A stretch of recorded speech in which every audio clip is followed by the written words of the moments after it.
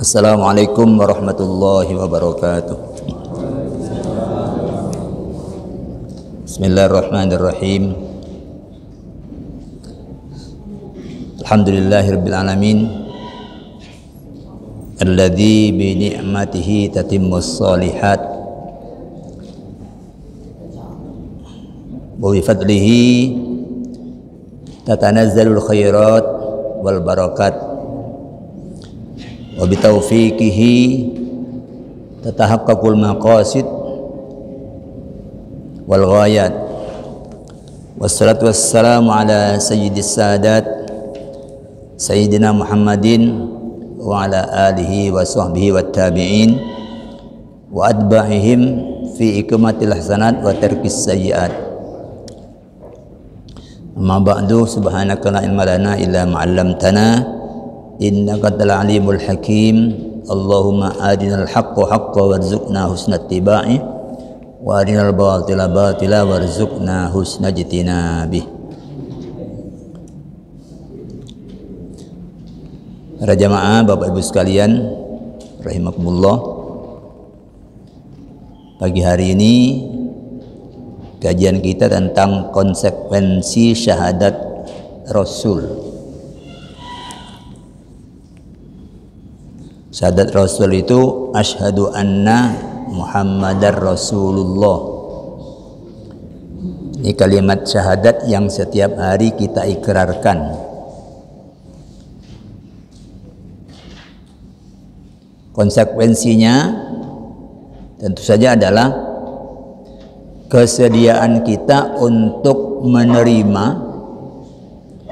semua ajaran yang dibawa oleh Nabi Muhammad sebagai ajaran yang berasal dan bersumber dari Allah. Kalau sudah mengakui Nabi Muhammad itu Rasul Allah, maka yang dia ajarkan itu adalah ajaran dari Allah. Tidak bisa kemudian hanya Quran aja yang mau dipakai, penjelasan dari Nabi nggak perlu. Itu tidak mencerminkan pemenuhan dari konsekuensi syahadat Rasul. Ya. Namun demikian, kesediaan untuk menerima ajaran Nabi Muhammad sebagai ajaran dari Allah itu penting untuk kita letakkan dalam catatan. Yang pertama, dalam kedudukannya sebagai Rasul Allah, Allah menegaskan bahwa Muhammad itu sama dengan Rasul-Rasul sebelumnya, yaitu beliau adalah manusia seperti kita.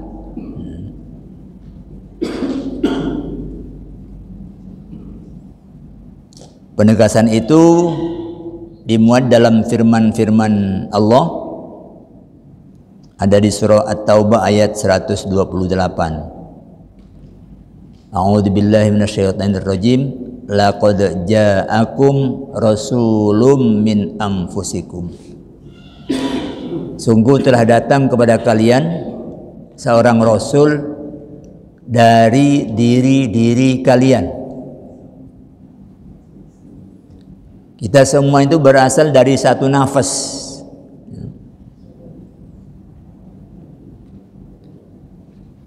Ya ayuhan nas ittaqu rabbakumul ladzi khalaqakum min nafsin wahidah. Wahai manusia, bertakwalah kalian kepada Tuhan kalian yang menciptakan kalian dari nafas yang satu. Jadi semua yang miliaran ini itu berasal dari nafas yang satu. Dan Kanjeng Rasul disebut min anfusikum, berarti beliau adalah manusia seperti kita. Lalu dalam surah Al-Kahfi 110, Qul, katakan olehmu Muhammad, Dari Kanjeng Nabi diperintahkan untuk menyatakan ini, ya. Innama ana basyarum mithlukum.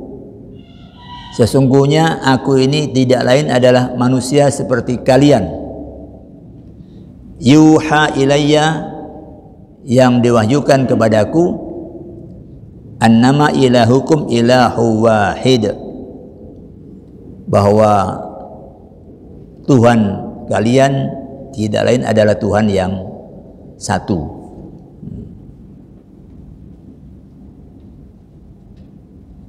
Kemudian dalam surah Al-Furqan ayat 20, wa ma arsalna qablaka, dan kami tidak mengutus rasul-rasul sebelummu Muhammad, minal mursalin, ya, illa annahum, kecuali bahwa mereka la ya'kuluna ta'am, mereka memakan makanan, wa yamshuna fil aswaq, dan mereka berjalan di pasar. Jadi lumrah kayak manusia, ya manusia biasa. Memang semua rasul itu manusia. Penegasan ini penting dalam rangka menyadarkan kita bahwa Muhammad itu hanya rasul, bukan Tuhan. Jangan sampai dalam menjalankan syariat yang diajarkan Muhammad lalu kita tergelincir ke dalam syirik dengan mempertuhan Muhammad,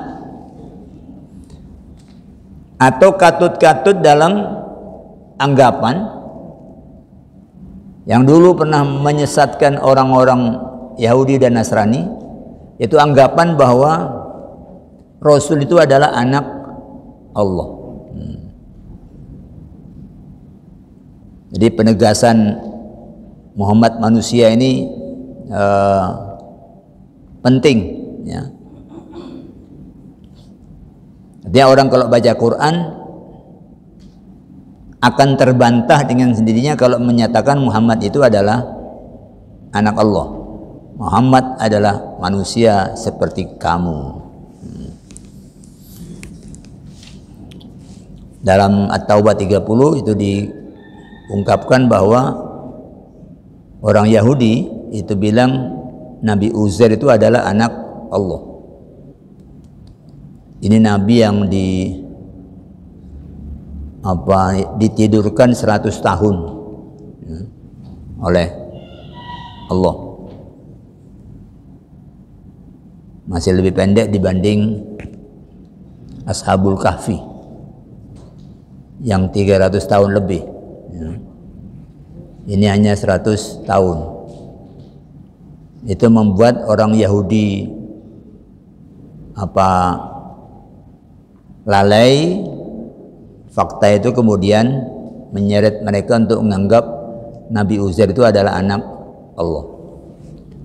Sama juga dengan waqalatin nasara al-masih ibnullah.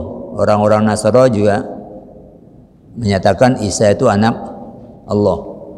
Dia memang diberi oleh Allah sejumlah mukjizat, bisa menghidupkan orang mati.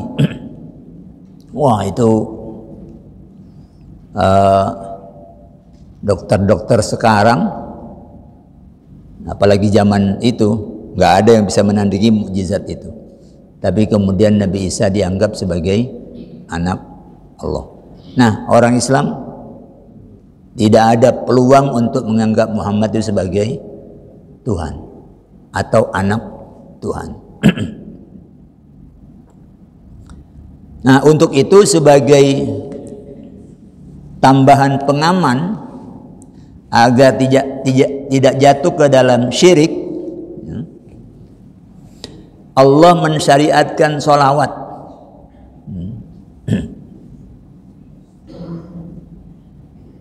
Sholawat itu maknanya doa, ya. Kalau sebut sholawat, ingat loh, sholawat itu bukan hanya untuk Nabi. Ya.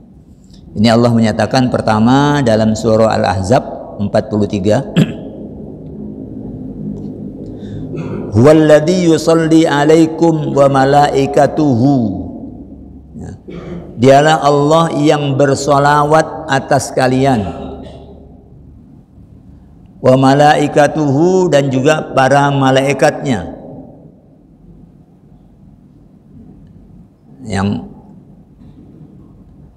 ayat 43 ini sering tidak disebutkan, seolah-olah Allah itu bersalawat hanya pada Nabi. Allah bersalawat atas kalian dan para malaikatnya. Artinya para malaikat itu bersalawat kepada kita.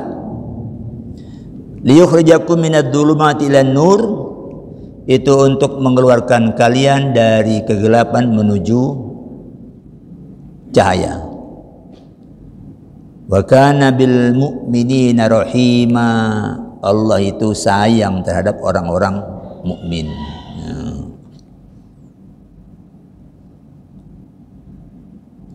Lalu setelah itu di ayat 56 Allah menyebut innallaha wa malaikatahu yusalluna 'alan nabi.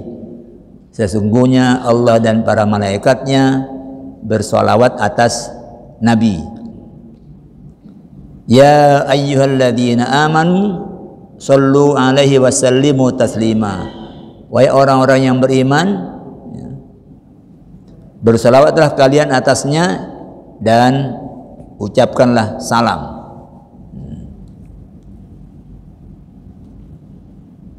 Nabi pun itu diperintahkan untuk bersolawat kepada kita.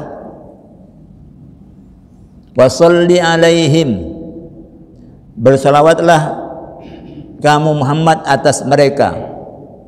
Inna salataka sakanul lahum, sesungguhnya salatmu adalah ketentraman buat mereka.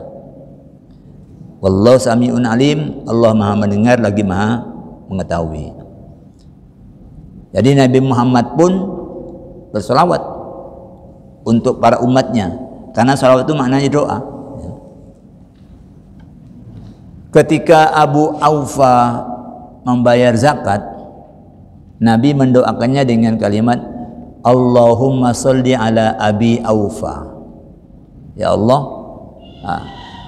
berikan rahmatmu kepada Abu Aufa. Sama, Allahumma sholli ala Muhammad. Ini Nabi Muhammad bilang Allahumma sholli ala Abi Aufa. Kita diperintahkan mendoakan Nabi Muhammad, Muhammad diperintahkan mendoakan kita. Ini pengaman-pengaman ini mustahil kalau orang paham ini itu akan menganggap Muhammad sebagai Tuhan. Kenapa? Karena Muhammad pun kita diperintahkan oleh Allah untuk mendoakan Muhammad. Doa kita kepada siapa? Kepada Allah. Salawat itu Allahumma sholli, ya Allah turunkan rahmatmu ala Sayyidina Muhammad, kepada junjungan kami Muhammad. Jadi jelas itu apa, salawat itu justru memperkokoh tauhid. Tapi kadang ada orang yang menganggap salawat itu syirik, karena menyebut apa namanya itu sifat-sifat yang baik dari Nabi Muhammad kemudian dicap syirik. Orang lupa bahwa fokus dari salawat itu adalah Allahumma, ya Allah turunkan rahmatmu kepada Muhammad. Kalau setelah itu disebut Al-Fatih lima ughliqa, dia yang membuka hal-hal yang terkunci, wal khatimi lima sabaqa, dia yang menjadi penutup dari pendahulu orang yang sudah terdahulu. Itu kan sifat-sifat atau fungsi baik dari Nabi Muhammad.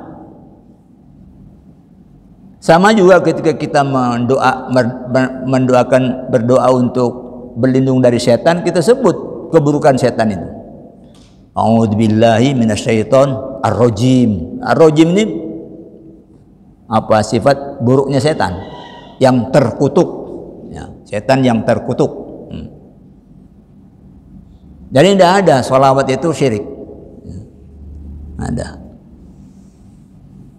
Kalau paham sholawat, tidak akan ada orang bilang sholawat itu syirik.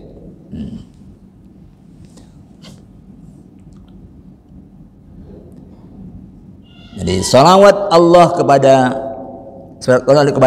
Muhammad kepada kita adalah rahmat.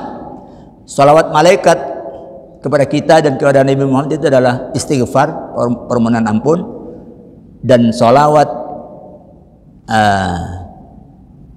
Nabi kepada kita, salawat kita kepada Nabi itu adalah permohonan rahmat kepada Allah.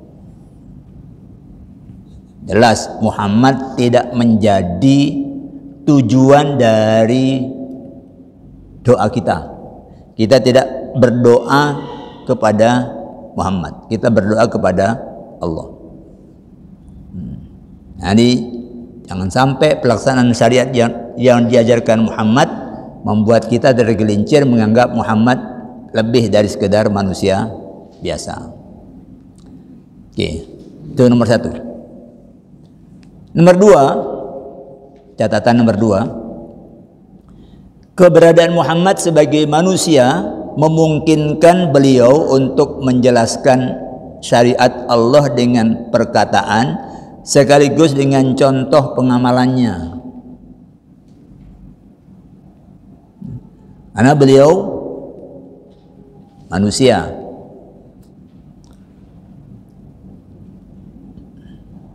Kalau bukan manusia,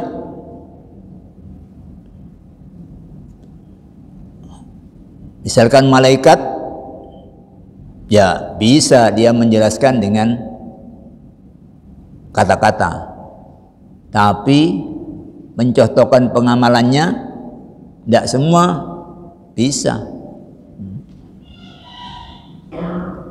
Karena malaikat itu tidak makan, tidak minum, tidak menikah.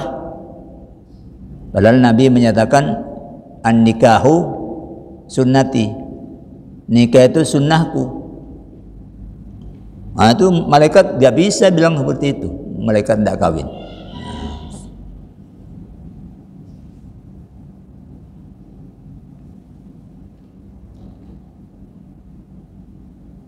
Nah, penjelasan Rasul terhadap syariat Allah, baik berupa perkataan maupun amalan beliau, itu adalah bagian dari syariat. Itu adalah sumber kedua dari syariat Islam. Pertama Quran, yang kedua adalah sunnah Nabi. Ucapan beliau, perbuatan beliau, atau persetujuan dalam bentuk diam beliau, itu merupakan sumber kedua dari ajaran Islam. Karena itu harus diikuti, ya, harus diikuti. Misalnya, ya, di dalam An-Nisa 101 ada syariat tentang salat qashar. A'udzubillahi minasyaitonirrajim. Wa idza darabtum fil ardi, kalau kalian bepergian di bumi, falaisa 'alaikum junahun an taqsuru minas salati, maka tidak ada dosa bagi kalian untuk mengqashar salat. Mengqashar salat itu meringkas salat. Salat yang 4 rakaat diringkas menjadi 2 rakaat saja. Tidak ada dosa bagi kamu. In khiftum ayyaftinakumul ladzina kafaru, kalau kamu takut diserang oleh orang kafir. Ini firman Allah, syariat. Jelas ayat ini berkenaan dengan masa-masa di mana keamanan itu belum bisa dikendalikan. Pada zaman Nabi itu ada 46 kali perang selama 9 tahun. Ya. Itu rata-rata per tahun itu bisa 5 atau 6 kali. Jadi keadaannya adalah keadaan yang tidak aman. Muncul di sini kalau kamu khawatir diserang oleh orang kafir, tidak apa-apa, kamu ringkas salatmu yang 4 menjadi 2. Sehingga waktunya menjadi lebih pendek. Ya. Tapi kemudian di belakang hari aman, ketika Mekah mulai berada dalam kontrol politik Madinah pada abad ke-8 Hijriah, keadaan aman. Wa ra'aitan nasa yadkhuluna fi dinillahi afwaja. Engkau melihat manusia masuk ke dalam agama Allah dengan berbondong-bondong, bergelombang-gelombang. Tidak terperencil 1-2 orang, masuknya sak kampung, masuknya satu bani, masuknya satu kabilah. Di Fathu Makkah itu mayoritas penduduk Makkah langsung bersyahadat.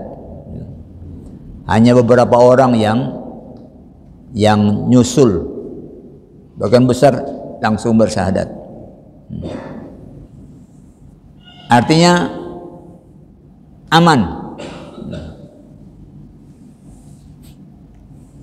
Lalu muncul pertanyaan, kalau sudah aman bagaimana? Apakah qasar masih boleh? Nah, Nabi memberikan penjelasan dengan perkataan. Umar menggambarkan soal itu ditanyakan oleh Umar kepada Nabi. Lalu Nabi menjawab, shadaqatun, ini sedekah. Tasaddaqallahu biha alaikum, Allah bersedekah kepada kalian dengan salat qasar ini. Faqbalu shadaqatahu, maka terimalah sedekah dari Allah. Maknanya, walaupun tidak ada ketakutan untuk diancam diserang oleh orang kafir, musafir tetap boleh untuk mengqasar sholat. Nah, yang begini-begini ini itu bagian dari syariat yang harus kita ikuti. Nggak bisa kemudian kita menyatakan, oh nggak bisa, Qur'annya bilang kalau diserang orang kafir. Sekarang kan nggak ada. Mana di Indonesia orang bepergian terus bawa senjata karena khawatir diserang orang kafir? Nggak ada. Qur'annya bilang gitu, nggak usah qasar. Nah, ini namanya tidak meletakkan penjelasan Rasul itu ke dalam bagian dari syariat. Abdullah bin Umar itu menyatakan testimoni, kesaksian. Dia bilang, sahibtu Rasulullah sallallahu alaihi wasallam, aku menemani Kanjeng Rasul sallallahu alaihi wasallam. Fakana la yazidu fis safari ala raq'ataini. Maka beliau itu di dalam safar beliau itu tidak menambah untuk yang 4 rakaat, tidak menambah dari 2. Pokoknya yang 4 rakaat hanya jadi 2. Wa Abu Bakrin, aku juga menemani Abu Bakar. Artinya beliau hidup di zaman Nabi, hidup di zaman Abu Bakar, hidup di zaman Umar, hidup di zaman Utsman. Kalau Umar bapaknya sendiri, hidup di zaman Utsman, pernah melakukan safar bersama khalifah-khalifah ini, dan semuanya dalam safar mereka mengqasar salat. Itu apa penjelasan dari sudut pengamalan. Nabi sendiri selalu melakukan qasar ketika safar. Yang begini ini bagian dari syariat. Orang yang bersyahadat Rasul harus mau menerima ini. Jangan hanya mau pakai Quran, tidak mau pakai penjelasan Nabi. Itu catatan nomor 2. Catatan nomor 3, di luar yang berkenaan dengan syariat,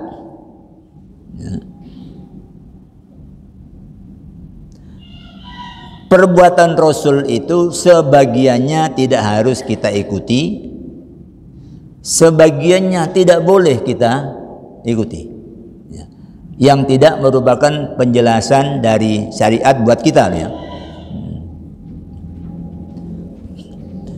Yang tidak harus kita ikuti, tidak harus artinya yang ngikut ya boleh, nggak ngikut ya tidak apa-apa, karena bukan syariat. Apa itu? Yang pertama, yang bertemali dengan tabiat kemanusiaan, al-jibiliyah, al-insaniyah, seperti cara Rasul berdiri, cara Rasul duduk,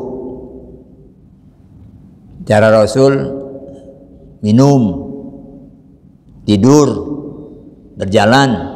Yang begini-begini ini, kalau tidak ada dalil yang mensyariatkan, maka ya kita tidak terikat untuk ikut atau tidak ikut. Jadi misalkan Nabi itu kalau berjalan detek. Nah, kalau ada orang yang kalau jalan miring-miring itu ya tidak harus didetek-detekkan. Kan ada orang yang pincang, itu tidak berarti makruh jalan pincang itu. Cara berjalan, bagaimana kalau ketawa, bagaimana kalau bersin, kan orang bersin aja bunyinya macam-macam.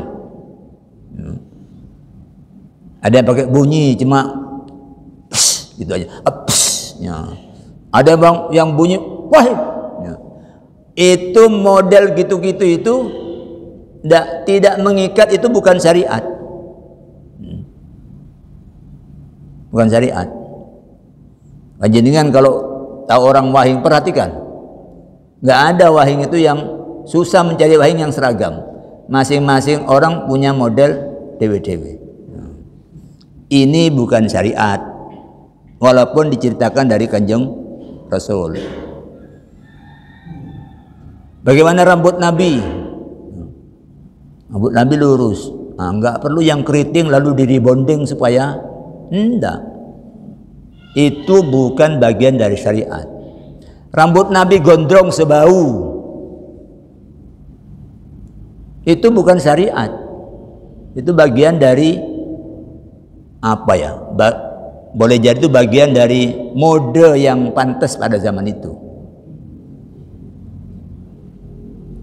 Zaman saya kuliah itu masanya rambut-rambut gitu itu apa bagus, ya bagus. Rata-rata mahasiswa itu termasuk saya rambut panjang. Ya. Sekarang susah mencari mahasiswa yang rambutnya panjang. Itu bukan urusan syariat. Ya. Walaupun itu Nabi. Digambarkan dalam hadis Muslim, kana yadribu sya'ruhu mankibaihi. Nabi itu apa? Rambutnya sebau, ya, rambutnya sebau. Itu bukan syariat, kecuali kalau ada dalil yang menyuruh kita untuk melakukan itu, baru menjadi syariat. Kalau enggak, udahlah. Yang terkait dengan tabiat kemanusiaan itu ya setiap orang punya apa namanya model sendiri.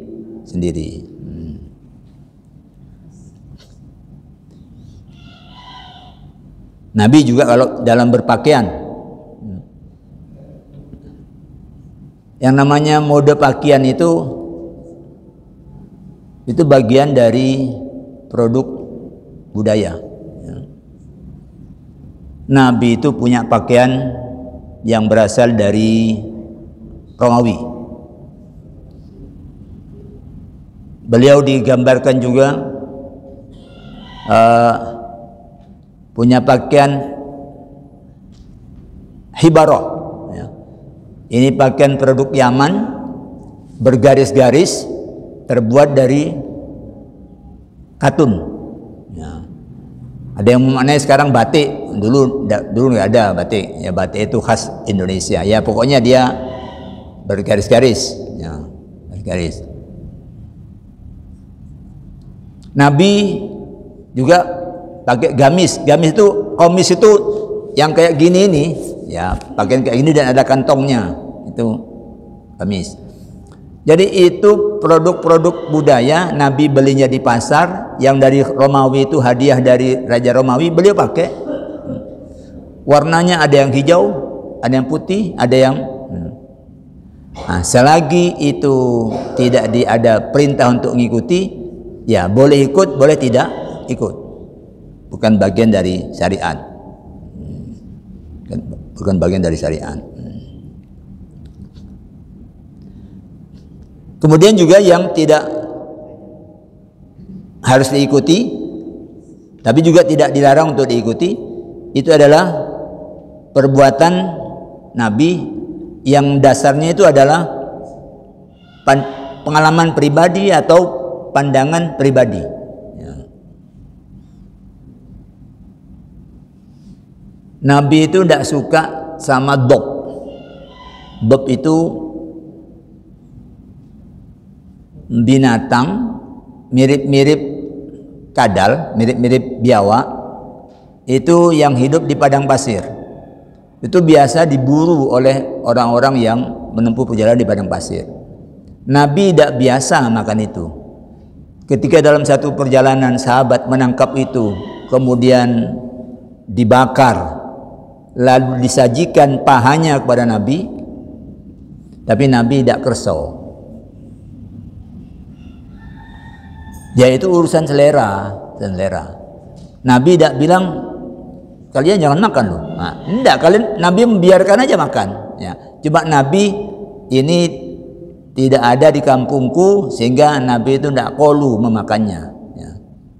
Kan kita juga begitu kan? Kan ada orang yang sama ayam itu nggak mau, sama piye merpati nggak mau. Ya. Pokoknya kalau makan itu dia maunya muntah, ya sudah, nggak bisa dimakan. Dia tetap halal, ya. Tapi soal Nabi tidak kerso itu kan bukan berarti itu berubah menjadi haram atau berubah menjadi makruh. Atau pandangan pribadi, itu digambarkan oleh Anas bin Malik. Nabi itu marrobi qaumin yulakihuna, beliau melewati petani yang sedang ini mengawinkan kurma itu loh, ya, kurma lanang sama kurma wedok dikawinkan. Lalu Nabi itu berkomentar, laulam taf'alu la saluha, andai mereka ada pakai begitu-begitu itu tentu lebih baik, tentu akan baik kalau tidak begitu itu. Lalu sahabat yang mendengar ini, karena yang bilang ini Nabi, berikutnya mereka tidak lakukan kawin, ya, lanang sama wedok dipertemukan dengan media orang, bukan media angin atau apapun yang lain. Ternyata fakhraja shison, ternyata panen yang keluar itu adalah kurma yang buruk. Nah, famarra bihim, Nabi kemudian kembali lewat ketika orang-orang itu memanen kurmanya. Lalu Nabi menyatakan,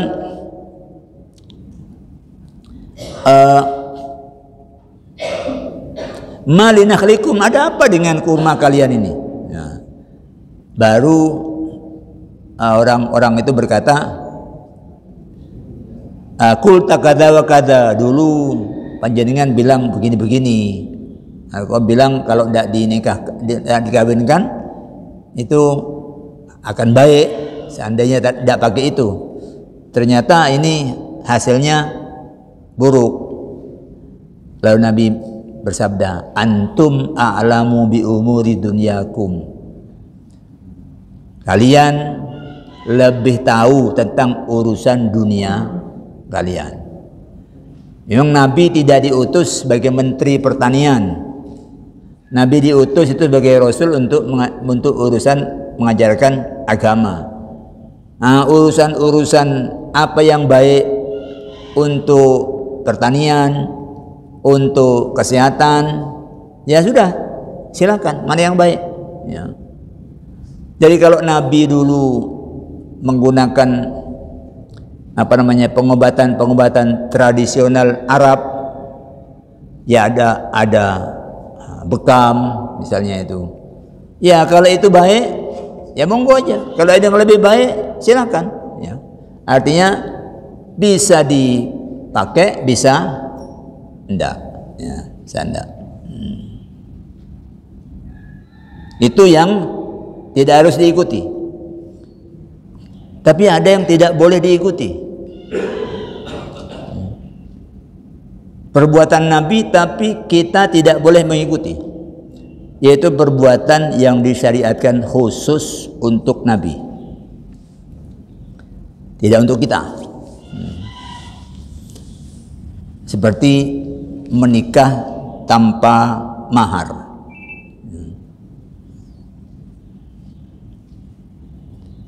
Ini dinyatakan dalam Al-Ahzab 50.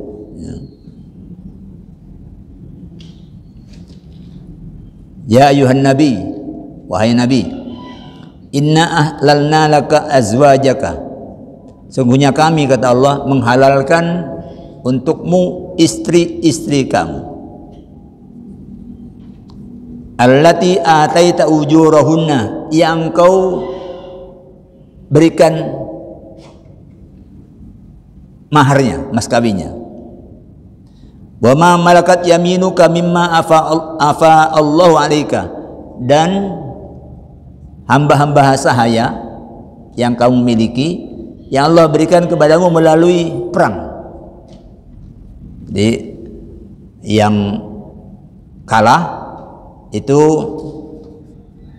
bisa diperbudak sesuai peradaban pada zaman itu. Nah, itu yang Allah berikan melalui jalan perang, itu halal juga buat kamu. Kemudian ada wa mur'atan mu'minatan in wahabat nafsaha lin nabi, atau wanita mukminah yang menyerahkan dirinya kepada Nabi. In aradan nabi wa ayyastankihaha, kalau Nabi berkenan menikahinya, itu tanpa mahar halal. Tapi kalau ada perempuan datang ke saya menyerahkan dirinya ke saya, nggak bisa saya menikahi tanpa mahar. Itu khalisatal lak, ini khusus buat kamu, kata Allah. Ini khusus buat kamu, tidak berlaku untuk yang lain. Jadi meskipun umatnya banyak, konstituennya banyak, followernya banyak, lalu ada yang menyerahkan dirinya, nggak bisa nikah tanpa mahar. Tapi Nabi halal, khalisatul lak, ini khusus buat kamu, kata Allah. Kemudian tanpa wali, tanpa saksi. Ya. Ini kasus Zainab binti Jahash. Yang menikahkan Nabi itu Allah.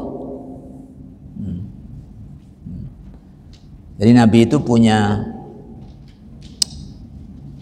anak angkat namanya Zaid. Ini asalnya budak, hadiah dari Siti Khadijah. oleh Nabi dimerdekakan.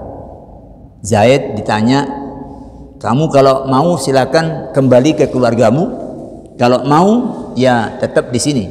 Tapi Zaid memilih tetap bersama Nabi. Oleh Nabi kemudian dinikahkan dengan Zainab binti Jahsh. Ternyata keluarganya tidak harmonis.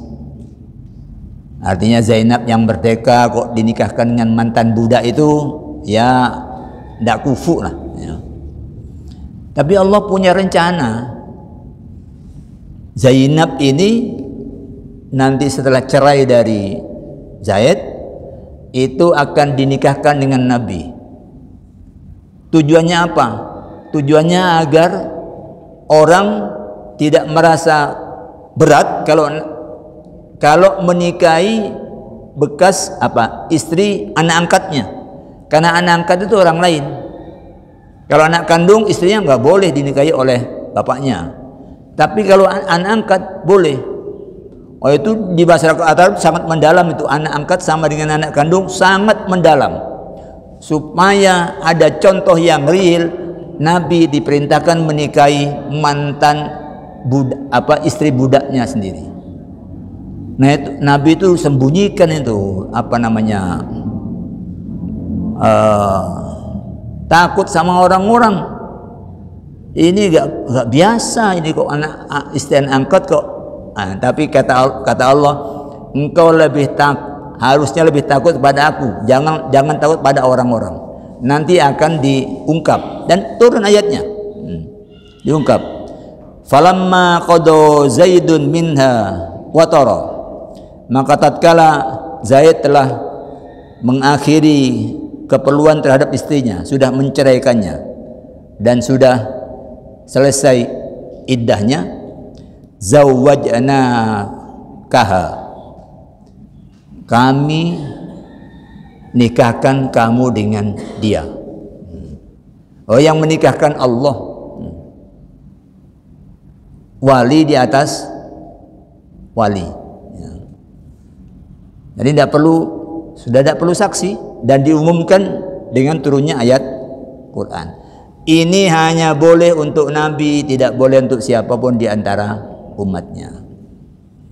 Jadi intinya yang bersyahadat bahwa Muhammad adalah Rasul Allah itu harus menerima ajaran Muhammad sebagai ajaran yang berasal dari Allah, dengan catatan jangan sampai Muhammad diposisikan sebagai Tuhan. Yang kedua, yang harus kita ikuti adalah yang merupakan penjelasan dari syariat buat kita. Sedangkan yang tidak boleh dipakai, boleh tidak, dan yang tidak boleh diikuti itu adalah apa-apa yang merupakan syariat khusus buat beliau. Termasuk yang khusus itu adalah janda Nabi tidak boleh dinikahi oleh siapapun. Ya. Kalau sekarang janda kiai, janda profesor boleh dinikahi oleh orang lain. Tapi janda Nabi haram. Itu ummahatul mukminin. Mereka disebut dengan ibu-ibunya orang-orang mukmin. Tidak boleh dinikahi. Oke, saya kira itu. Ada yang dikemukakan sebelum diakhiri? Silakan Bu.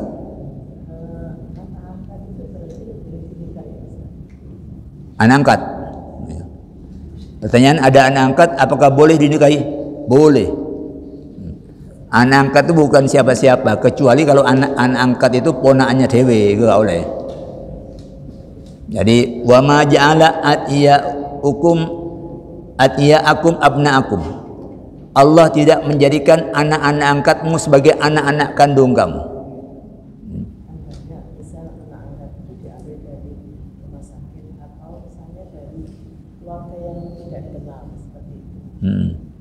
Boleh.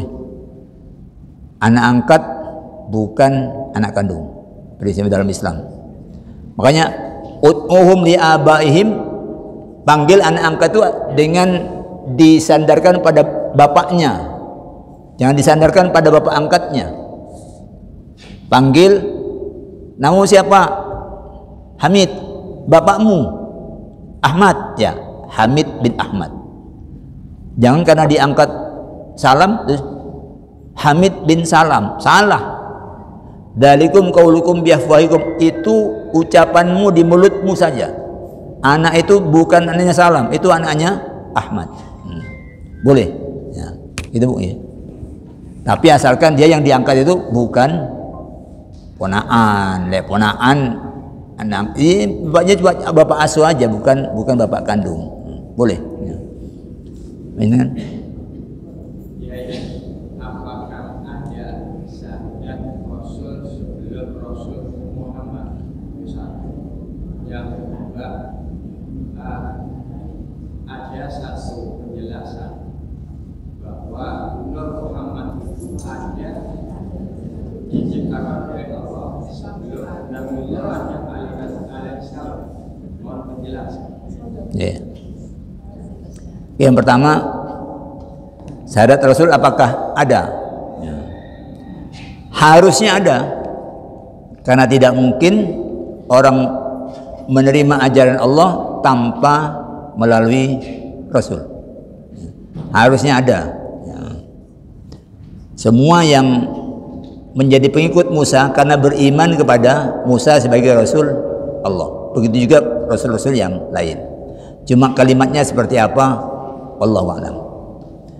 Yang kedua, Nur Muhammad itu adalah urusan apa yang didalami oleh kaum sufi. Jadi artinya itu Allah punya rencana tentang kemanusiaan itu dengan meletakkan Muhammad itu sebagai goalnya. Ya. Karena di sana nanti Allah akan mengutus Rasul yang namanya Muhammad, maka dimulailah langkah itu dari sini. Jadi ibarat jenengan mau membuat istana di ujung sana, maka dimulai dari membentuk jalan sampai nanti itu tercipta. Nah, Nur Muhammad itu harus dipahami seperti itu. Tapi kok tidak langsung juga secara fisiknya sekali. Lah ya itu kan apa kehendak Allah. Jadi kalau Allah mau melahirkan duren di situ, oh itu apa namanya? Prosesnya lama sampai kemudian ada pemerintah memindahkan penduduk yang diantaranya adalah ahli duren, baru di situ tumbuh duren dan ya kayak gitulah kurang lebihnya. Nah, ada sesuatu yang ingin diwujudkan di akhir zaman, ya, lalu dimulailah dengan Adam yang apa namanya umatnya itu anak-anaknya sendiri, kemudian diikuti dengan Nabi Nuh, kemudian diikutkan lagi dengan berikutnya, nanti di akhir lalu yang direncanakan Allah itu hadir Nabi yang melingkupi semuanya, diutus untuk seluruh apa manusia, ya. Semua menyiapkan di lokal masing-masing, di akhir baru dirangkum oleh kehadiran Rasulullah Muhammad Sallallahu Alaihi Wasallam. Kurang lebih seperti itu gambarannya, ya. Kurang lebih seperti itu. Oke, saya kira cukup. Kita akhiri dengan hamdalah. Alhamdulillahirabbil alamin. Aqulu qouli hadza wa astaghfirullah li wa lakum. Wassalamualaikum warahmatullahi wabarakatuh.